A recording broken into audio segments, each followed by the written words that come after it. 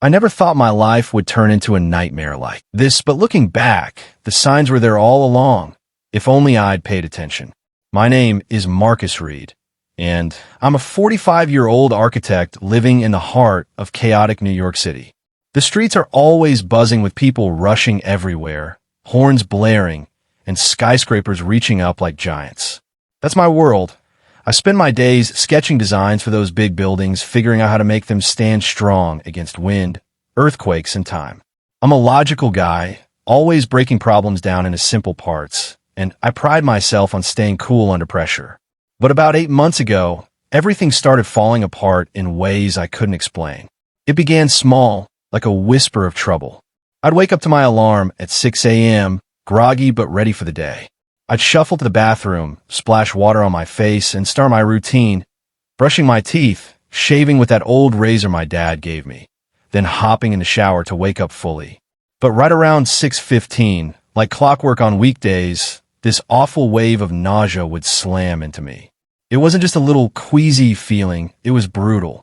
I'd be hunched over the sink, heaving my guts out, my stomach flipping like it was on a roller coaster. My vision would blur, sweat pouring down my back, and I'd feel weak as a kitten afterward. It lasted maybe 10 minutes, but it ruined my mornings. By the time I dried off and got dressed, I'd be shaky, forcing down some toast just to keep going. Weekends were different, though. No sickness at all. I'd sleep in a bit, make coffee, and feel normal, like the problem respected my days off. At first, I blamed it on work stress or bad food from the office cafeteria. But it kept happening week after week, chipping away at me. I lost weight, my energy dipped, and even simple tasks at work felt harder. I remember one meeting where I had to excuse myself mid-presentation because the room started spinning. My colleagues looked worried, patting me on the back and saying, "Take it easy, Marcus." But I hated that. I'm the guy who gets things done, not the one who falls apart. I went to doctors, of course. First, my regular guy did blood tests. Nothing showed up. Then a specialist ordered CT scans of my belly and chest. Everything looked fine. Even saw a brain doctor who poked around and said it was probably stress messing with my mind. I laughed it off at the time. Stress? Come on. I've handled million-dollar projects with deadlines that could crush a lesser man. But deep down, doubt crept in. Was I losing it? The sickness didn't stop, and it started affecting my marriage too.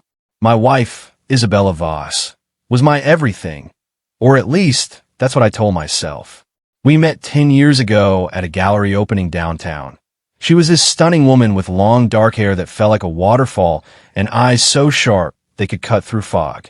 She worked in marketing, always charming clients with her smile. Our life together was good. Shared dinners, weekend walks in Central Park, dreaming about kids someday. But lately things fell off. She'd hover more, asking if I was okay, but her concerns seemed forced. 9 months back, on our anniversary, she surprised me with this shiny silver locket necklace. It was engraved with eternal M and I in fancy letters. "Wear it every day," she whispered, her fingers brushing my neck as she clasped it on. "It'll keep my love close to your heart, no matter what." I was touched. I'm not big on jewelry, but it felt special. From then on, it hung there against my skin, cool and constant. Every morning, she'd adjust the chain with a kiss, saying it looked crooked. I never suspected a thing. One Thursday morning changed it all. I was crammed on the subway, heading to my office in Midtown, the car rocking and smelling like coffee and sweat. Suddenly, the train screeched to a halt in a pitch-black tunnel. "Some delay," they announced. People grumbled, shifting around. This old man next to me, wearing a worn-out leather jacket loaded with tiny tools like pliers and magnifying glasses, lost his balance and grabbed my arm. He was a street jeweler, the kind who sets up on sidewalks, fixing watches and rings for a few bucks. His hand accidentally brushed the locket, and he froze, his wrinkled face going pale under the dim lights. "Kid," he rasped, his voice low and urgent like he was sharing a secret. "You gotta take that thing off. Right now." I stared at him, thinking he was nuts. But there was something in his eyes, real fear, that made me unclip it. The train jolted forward, doors opening at the next station, and he tugged me out onto the crowded platform. "Let me see it," he said, his hand steady despite his age. Lockets like this, they open. Some just hide the latch real good. I fumbled with it, but he showed me a hidden hinge I'd never noticed. With one of his tools, he gently pried it open. Inside, behind a fine mesh screen like a tiny grate, was this pale, powdery stuff packed in tight. It looked innocent, like dust from an old drawer, but the way he sucked in his breath told me otherwise. "I've fixed a lot of old jewelry in my time," he muttered, glancing around like someone might be watching. "Seen poisons hidden in them before. Family feuds, you know? This is bad. Made to kill slow." His words hit me like a brick. My architect brain kicked in, connecting the dots. The nausea timed with my bathroom routine, where steam from the shower and heat from my skin would activate the powder, letting tiny bits seep through the mesh and into my pores. Day after day, building up. Weekends?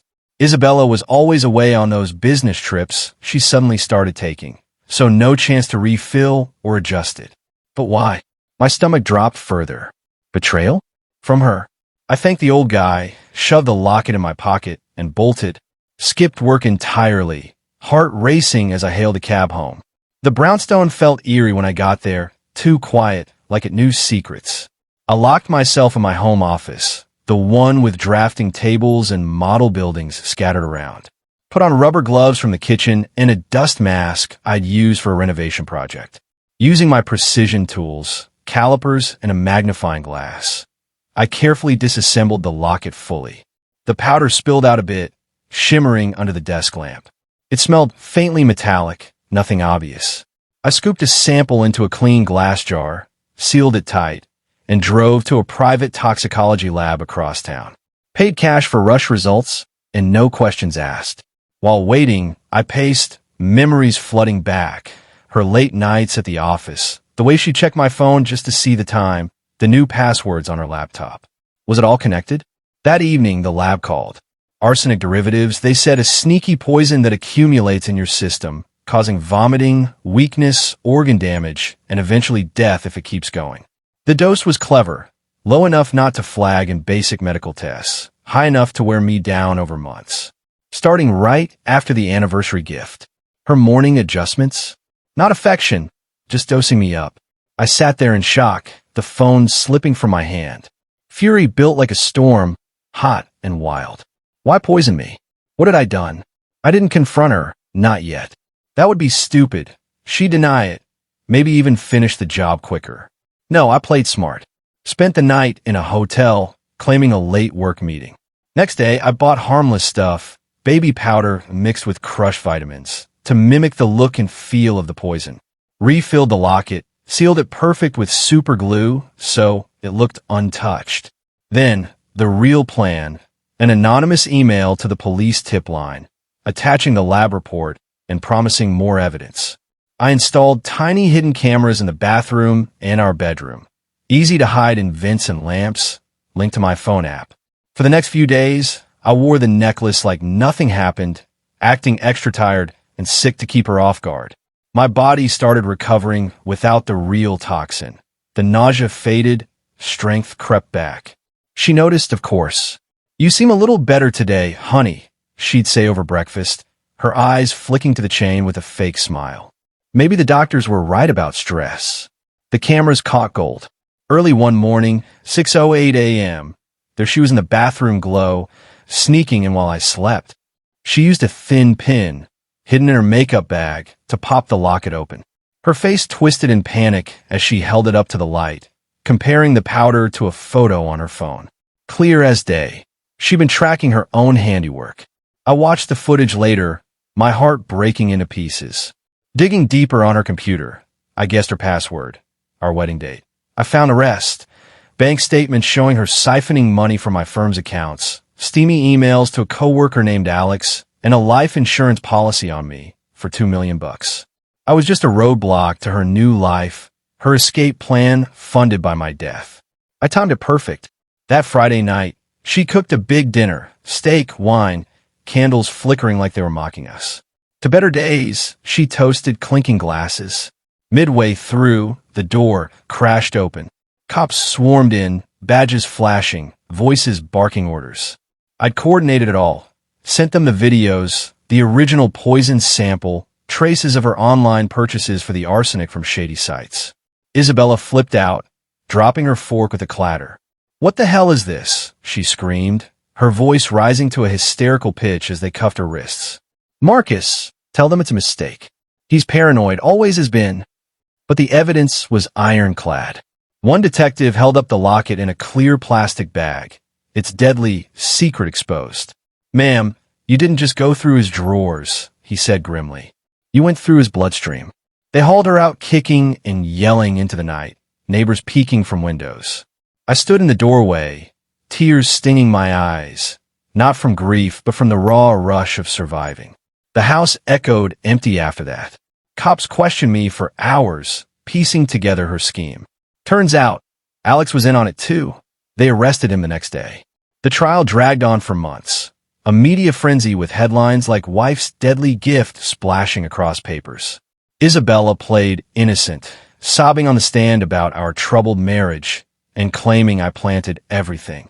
But the jury saw through it. 25 years for attempted murder, plus fraud charges. As the judge read the verdict, she shot me a look of pure venom, mouthing, "You'll pay." I just stared back, unblinking. Healing wasn't quick. Physically, yeah, I gained back the weight, hit the gym hard, running miles along the Hudson to clear my head.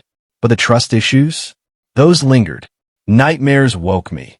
Her face twisting into a monster, the locket choking me. I started therapy, talking out with a no-nonsense doc who helped me rebuild. Sold the brownstone fast, too many bad vibes, and moved to a cozy apartment uptown with views of the park. Fresh walls, fresh start. Work became my anchor. I dove in deeper, leading bigger projects, designing a new eco-friendly tower that got awards. My team respected me more, calling me the survivor. And life, it surprised me again. A year post-trial, I bumped into Lena at a corner coffee shop. Literally. She spilled her iced latte on my sketches, apologizing with a laugh that lit up her freckled face. She's a graphic designer, full of energy and honesty. We talked for hours that first day, and I opened up about my past early, no more hiding. She listened, squeezed my hand, and said, "That doesn't define you." Now, we explore the city together. Street food in Brooklyn, museums on rainy days, planning trips without secrets. Looking back, that horror show made me who I am. Tougher, smarter, less naive. The worst poison isn't some powder. It's the lies from someone you love. But I've learned, check the fine print in life, question the gifts, and build your world on solid ground. Me? I'm standing tall now, one step at a time, and nothing's pulling me down again. For more stories like this, make sure to hit that subscribe button and turn on the notification bell to get notified when the next video drops. Peace out.